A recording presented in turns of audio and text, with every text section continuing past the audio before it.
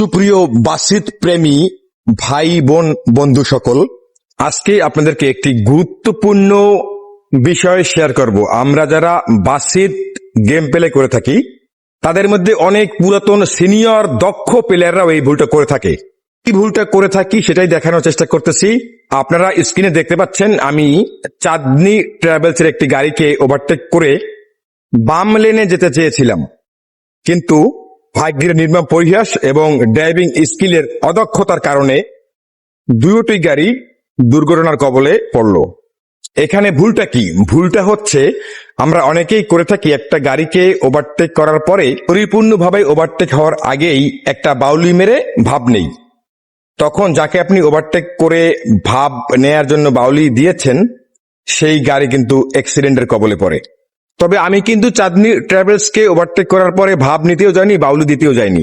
আমি শুধুমাত্র বামের লেনে যেতে চেয়েছিলাম। ভাগ্যের নির্মম পরিহাস, লুকিং গ্লাসে এটা বোঝা যায় না। পরিপূর্ণ ওভারটেক করার পরে একটু গ্যাপে যাওয়ার পরে আপনাকে বামে চাপতে হবে বা বাউলি দিতে হবে। কিন্তু আমরা বাসীদের বেশিরভাগ দক্ষ অদক্ষ চালকরা এই ভুলটি করে থাকি।